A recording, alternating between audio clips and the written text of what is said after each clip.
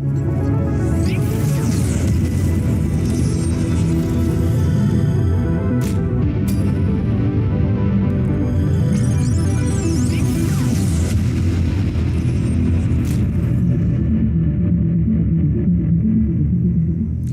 sungai ke segara, Palestin pasti merdeka. Semalam kita bersama-sama memakai pakaian berwarna hijau. Hari ini, apa pula bentuk sokongan yang kita berikan? Sudah semestinya kiriman doa dan pelbagai hebahan di media sosial yang kita kongsikan tanda kita memberi sokongan buat saudara kita yang berada di Palestin. Assalamualaikum, salam sejahtera dan salam Malaysia Madani. Anda sedang menyaksikan Pastikan Sahih edisi Khamis 16 November 2023 bersama saya Nadin Nordin. Kita mulakan dengan segmen Sahih.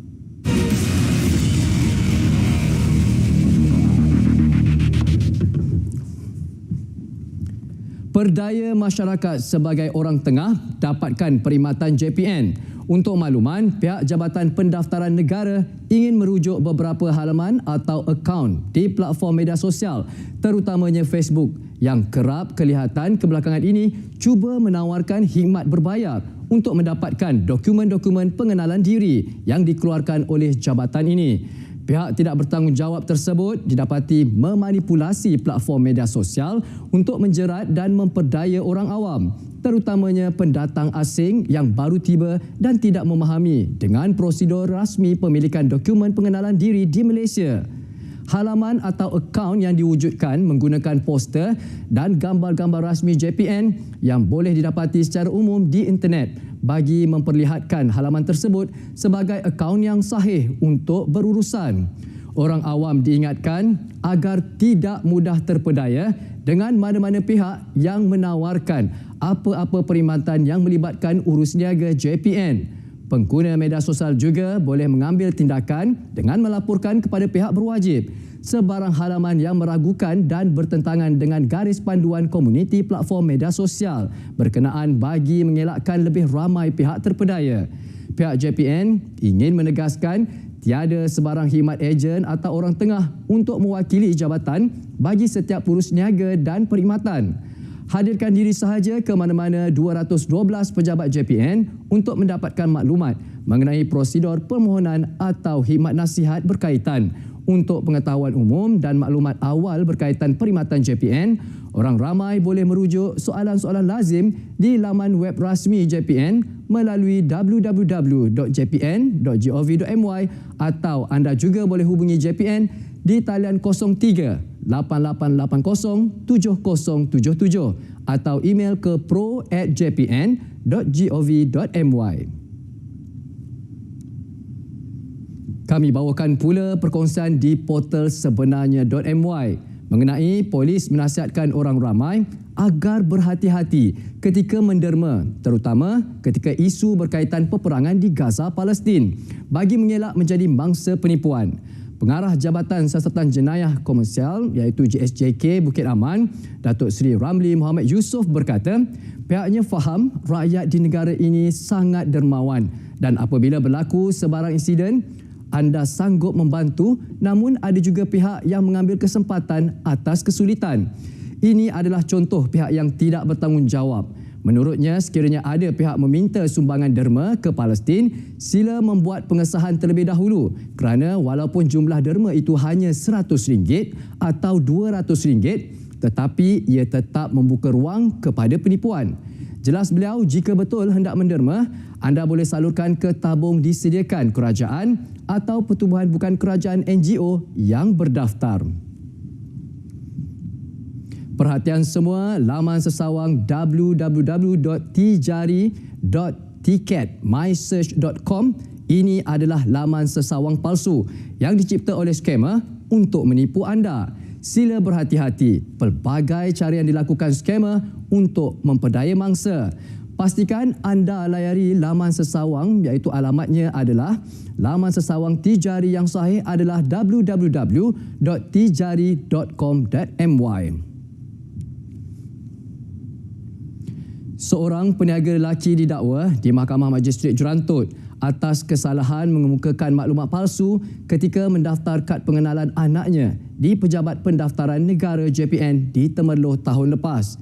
Tertuduh Hairul Anwar Zain iaitu 42 tahun membuat pengakuan bersalah berkenaan selepas pertuduhan dibacakan di hadapan Majistret.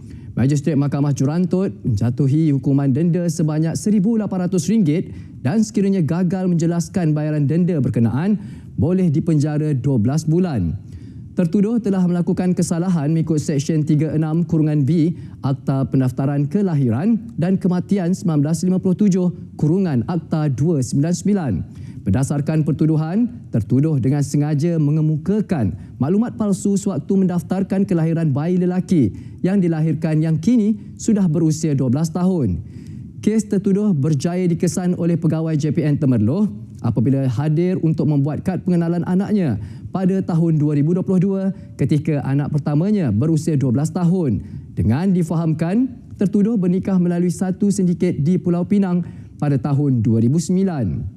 Hingga kini sudah memperoleh 8 orang anak. Jabatan Pendaftaran Negara akan terus membuat siasatan terhadap anak tertuduh yang lain apabila tiba usia 12 tahun untuk membuat kad pengenalan pada masa akan datang. Ikuti kenyataan media Ketua Polis Daerah Muar berkaitan tangkapan dan pertuduhan kes memandu secara melulu dan berbahaya pada 11 November 2023 ketika polis membuat rondaan dan telah melihat sebuah motorkar mencurigakan dan telah mengarahkan pemandu menghentikan kenderaan. Namun, pemandu memecut laju berlawanan arus. Akibat tindakan tersebut menyebabkan kenderaan yang dipandu terbabas sehingga berlakunya kemalangan dengan 2 kenderaan lain di Jalan Saleh. Polis berjaya menahan pemandu dan penumpang iaitu seorang lelaki dan seorang perempuan warga negara. Turut merampas barangan yang dipercayai dadah jenis syabu yang dijumpai dalam kenderaan tersebut. Pemeriksaan juga mendapati kedua-dua suspek mempunyai rekod jenayah lampau dan ujian air kencing adalah positif dadah. Pada 15 November 2023, kedua-dua telah dituduh di Mahkamah Majistret Muar dan suspek lelaki dituduh di bawah Seksyen 42(1) Akta Pengangkutan Jalan 1987, Seksyen 186 Kanun Keseksaan dan Seksyen 12(2) Akta Dadah Berbahaya 1952. Manakala suspek perempuan dituduh di bawah Seksyen 15(1) A Akta Dadah Berbahaya 1952. Kementerian Perangan Dalam Negeri dan Kos Sara Hidup KPDN Perak, Cawangan Manjung berjaya menumpaskan satu sindiket penyelewengan minyak diesel bersubsidi di sebuah stor haram yang tersembunyi di Pantai Remis. Pengarah KPDN Perak, Datuk Kamaluddin Ismail dalam kenyataan memaklumkan kejayaan tersebut hasil daripada risikan yang dibuat selama 2 minggu ke atas sebuah lori tangki yang telah diubah suai dan disyaki membuat pembelian minyak diesel bersubsidi di stesen minyak sekitar Pantai Remis, Beruas dan Taiping. Hasil penjejakan lori tersebut, pasukan risikan berjaya menemui sebuah stor haram bagi aktiviti pemindahan minyak diesel bersubsidi kepada pembeli lain. Hasil pemeriksaan lanjut yang dilakukan ke atas 2 orang pekerja lelaki warga tempatan yang masing-masing berusia 48 dan 58 tahun itu gagal menemukan sebarang lesen CSA atau permit pengendalian barang kawalan apabila diminta.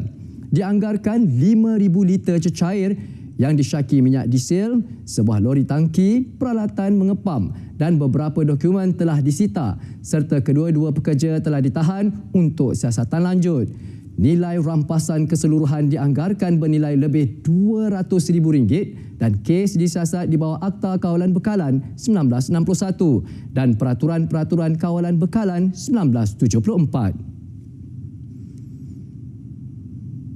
Agensi Penguatkuasaan Maritim Malaysia, Maritim Malaysia Negeri Kedah dan Perlis berjaya menahan sebuah bot nelayan tempatan kelas C kerana melakukan aktiviti menunda atau tarik tepi di kawasan yang tidak dibenarkan.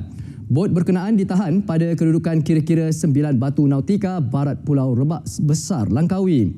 Pengarah Maritim Negeri Kedah dan Perlis, Romli Mustafa berkata, penahanan itu dibuat ketika bot ronda maritim sedang melakukan rondaan operasi Op Aman dan Op Tiris di perairan Langkawi.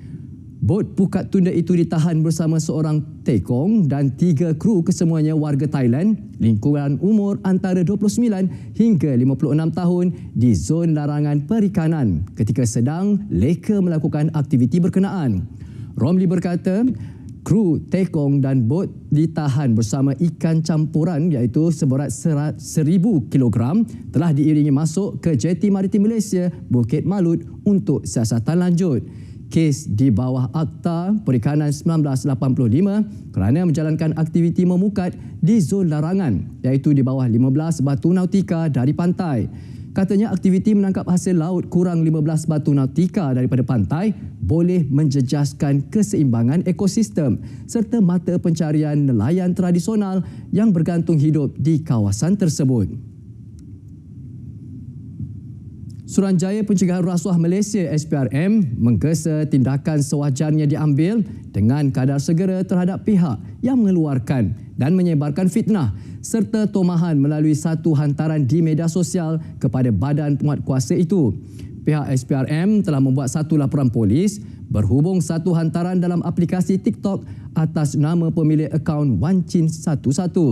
SPRM menerusi kenyataan menyebut dalam hantaran berkenaan, Ketua Badan Pimpinan Negeri Bersatu Terengganu, Datuk Razali bin Idris telah mengeluarkan beberapa tuduhan palsu dalam ceramah beliau sewaktu Majlis Pelancaran Jentera Pilihan Raya Kecil PRK Parlimen Kemaman pada 10 November 2023. Pihak SPRM memandang berat fitnah dan tomahan yang dilemparkan kerana ia boleh menjejaskan keyakinan orang ramai terhadap sistem penguatkuasaan dan perundangan negara ini.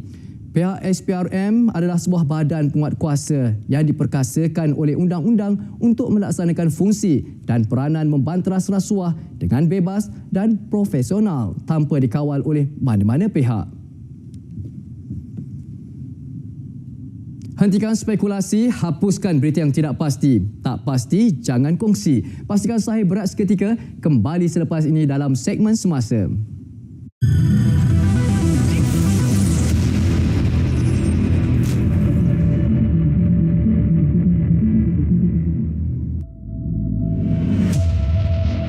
Stripping Palestinians of land that rightly belongs to them. This constitutes a gross violation of international law. There is also flagrant hypocrisy. Kalau dunia tidak berupaya, ialah dunia mengizinkan pembunuhan ramai-ramai.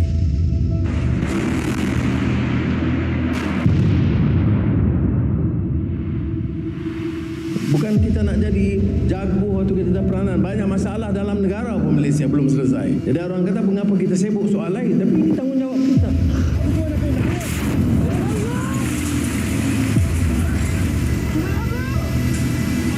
Sebab itu saya ambil waktu menemui sebanyak mungkin tokoh-tokoh daripada GCC tadi.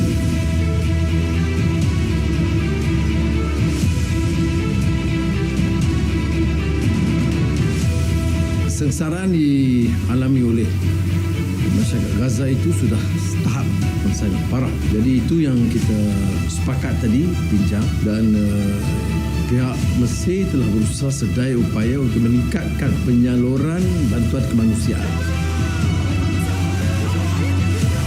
Sebagai negara yang berdaulat, yang akan pertahankan hak, yang akan perjuangkan kebebasan dan kebebasan rakyat Palestin. Hidup Palestin! Hidup Palestin!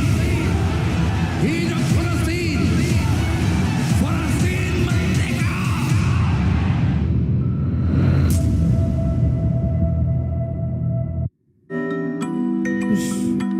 Betul ke ni? Awak yakin ke? Mana awak dengar semua ni? RTM menerbitkan satu segmen khas tajuk Biar Betul. Ini baru betul. Tantis Fina, semak kesahihan. Saksikan segmen Biar Betul dalam Carta 744 setiap hari.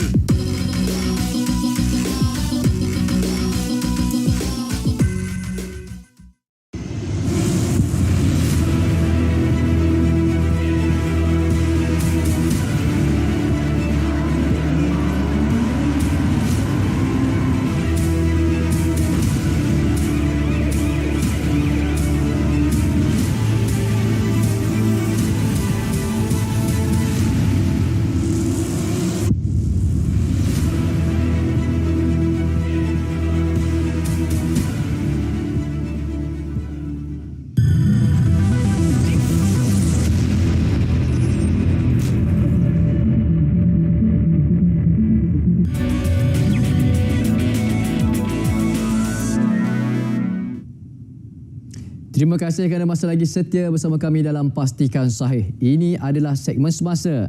Kementerian Kesihatan Malaysia KKM bersedia menghantar pasukannya ke Gaza. KKM kini membuka permohonan secara dalam talian kepada mana-mana pegawainya yang bersedia berkhidmat sebagai sukarelawan. Bagaimanapun, para pegawai dan anggota KKM yang berhasrat ke Gaza bakal dipersiapkan dengan kekuatan mental dan fizikal sebelum menjalankan tugas di negara bergolak itu. Form secara online untuk mana-mana daripada anggota kesihatan yang bersedia untuk dihantar ke sana lah. Dan kita pun tengah menunggu dan bekerja rapatlah dengan pasukan seperti Palang Merah di sana dan sebagainya. Dan di sini juga kita bekerja dengan Mercy which is the NGO yang memang ada terus berkhidmat di sana, dan dengan of course agensi-agensi kerajaan yang lain lah. Jadi itu persediaan di peringkat kami. Kementerian Pembangunan Kerajaan Tempatan KPKT menghasarkan sebanyak 20 projek dari 111 projek terbengkalai dapat diselesaikan pada tahun hadapan. Menurut Timbalan Menteri Pembangunan Kerajaan Tempatan Akmal Nasrullah Muhammad Nasir, 16 daripada projek terbengkalai tersebut sudah dikenal pasti lokasinya, membabitkan Negeri Terengganu, Kelantan, Selangor, Perak dan Negeri Sembilan. Tambah beliau, KPKT akan meneruskan komitmennya untuk menyelamatkan projek sakit sebelum menjadi lebih parah dan jatuh kepada kategori terbengkalai.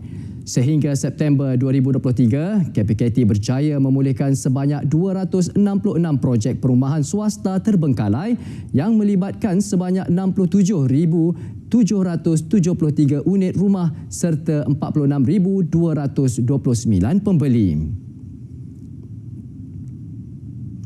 Penggunaan cat jalan glow in the dark atau bercahaya dalam gelap merupakan projek rintis Jabatan Kerja Raya JKR Hulu Langat. Projek inovasi terbaru ini dijalankan di persimpangan Jalan Sungai Lalang Batu 19 dan Jalan Sungai Tekali Batu 16 semuanya.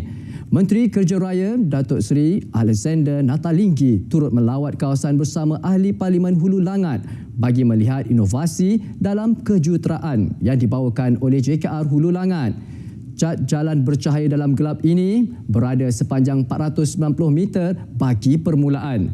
Menurut Alexander, pihaknya akan melihat dan menilai dengan lebih mendalam bagi projek rintis ini untuk dilaksanakan dengan lebih menyeluruh kerana ia melibatkan kos yang tinggi. Jumlah mangsa banjir di Kedah terus mencatat peningkatan manakala situasi banjir di Perak semakin pulih. Di Kedah, satu lagi pusat pemindahan sementara PPS dibuka iaitu di Sekolah Kebangsaan SK Taman Aman.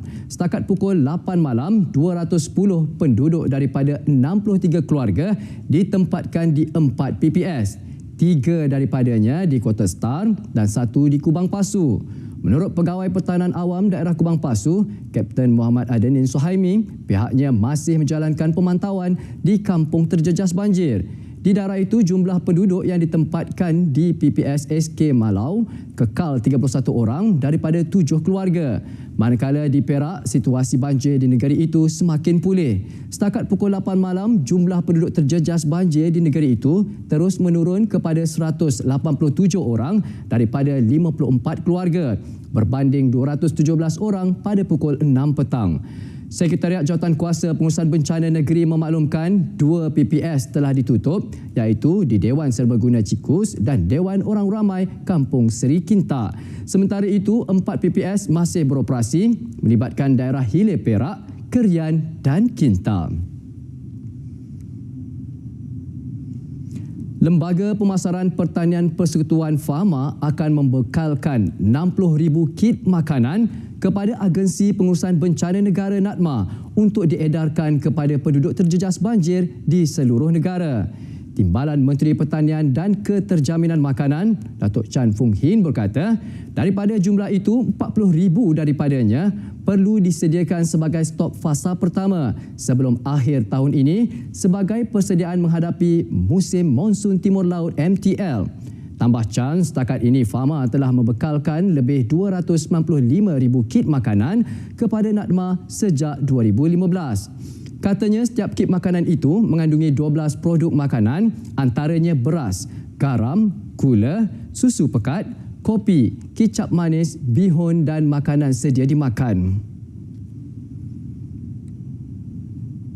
Pejabat Perdana Menteri PMO melalui Unit Penyelarasan Lonjakan Prestasi iaitu PACU dan Perbadanan Produktiviti Malaysia MPC akan menganjurkan program setahun bersama Kerajaan Madani yang dijadualkan pada 8 hingga 10 Disember 2023 bertempat di Perkarangan Stadium Nasional Bukit Jalil, Kuala Lumpur. Sekretariat program menerusi satu kenyataan memaklumkan objektif penganjuran adalah untuk menyebar luas dan mempromosikan dasar-dasar dan inisiatif baharu yang diperkenalkan kepada rakyat, meningkatkan kesedaran umum dan kefahaman terhadap hala tuju dan matlamat kerajaan serta membina kepercayaan serta keyakinan antara kerajaan dengan rakyat melalui kaedah pelaporan pencapaian secara berkala. Program ini turut melibatkan kerjasama strategik pelbagai kementerian dan agensi syarikat berkaitan kerajaan GLC, pertubuhan bukan kerajaan NGO, pihak swasta serta para pemegang taruh. Jelas kenyataan tersebut, ketiga-tiga komponen berkenaan merupakan ikhtiar kerajaan dalam memastikan kepentingan rakyat diutamakan selari dengan nilai-nilai Malaysia Madani iaitu kemampanan, kesejahteraan, daya cipta, hormat, keyakinan dan ihsan. Majlis Perasmian Penutupan program setahun bersama Kerajaan Madani bakal disempurnakan oleh Perdana Menteri Datuk Seri Anwar Ibrahim pada 10 Disember 2023 dan akan turut dihadiri oleh kepimpinan tertinggi Kerajaan Persekutuan.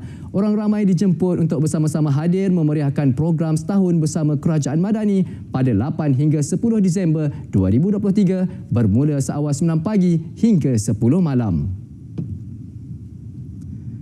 Baik penonton, pastikan sahih berat sekali lagi kembali selepas ini untuk segmen yang terakhir iaitu segmen notifikasi. Jangan ke mana-mana.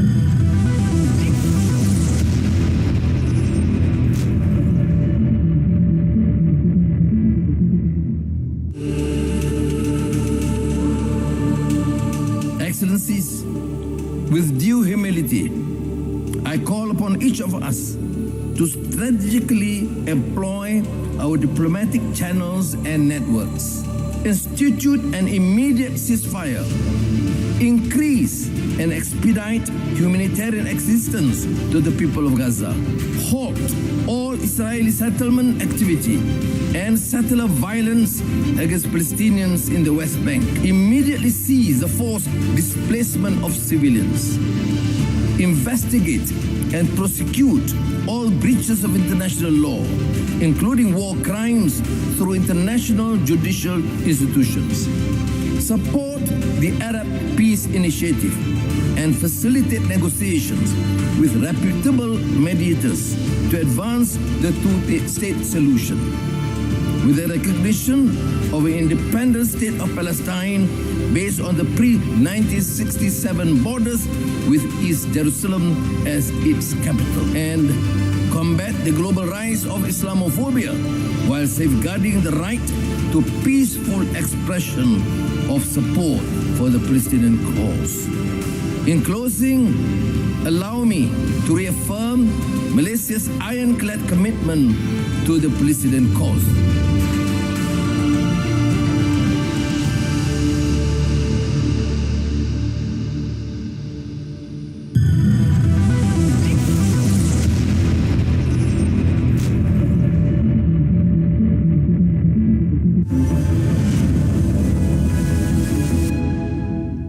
Kembali lagi bersama kami dalam Pastikan Sahih. Seperti biasa, kita mulakan dengan perkongsian daripada pasukan Biar Betul.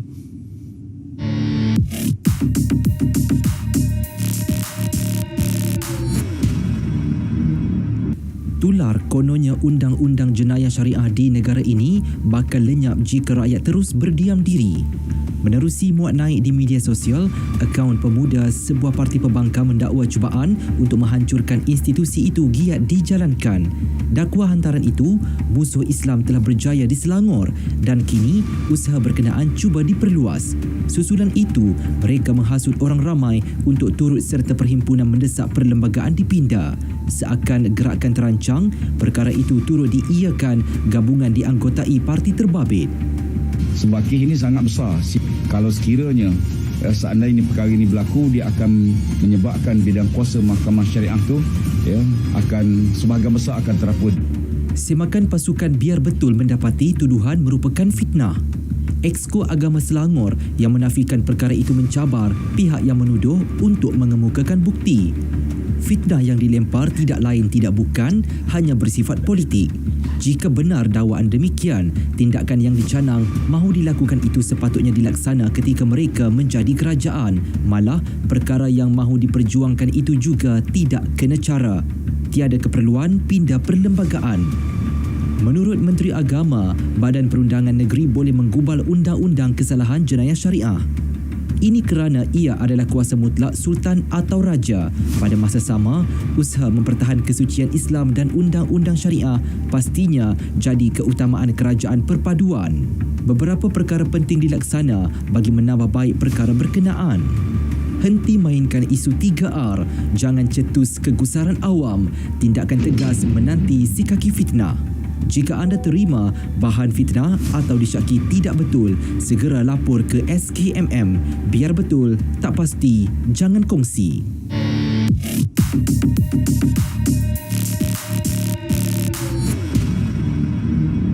Biar betul, tak pasti, jangan kongsi. Kita teruskan dengan maklumat ini iaitu naratif khas. Jangan lupa saksikan pada hari esok, malam esok pada pukul 9 malam dengan topik yang dibawa adalah memperkasa bidang kuasa Mahkamah Syariah bersama dua orang tamu yang diraih pada 17 November 2023, Jumaat 9 malam. Saluran TV1, saluran berita RTM, MyTV saluran 123. Juga untuk mudah anda muat turun aplikasi RTM Klik ke telefon pintar anda. Jangan lupa ikuti di Facebook Live dan TikTok Live Berita RTM.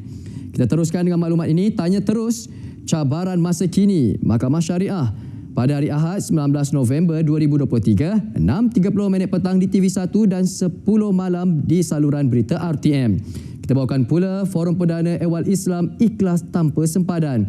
Pada malam ini, 16 November 2023, 9 malam di saluran TV1. Hentikan spekulasi, hapuskan berita yang tidak pasti. Tak pasti, jangan kongsi. Dari sungai ke segara, Palestin pasti merdeka. Malaysia Madani, tekad perpaduan penuhi harapan. Assalamualaikum dan salam sejahtera.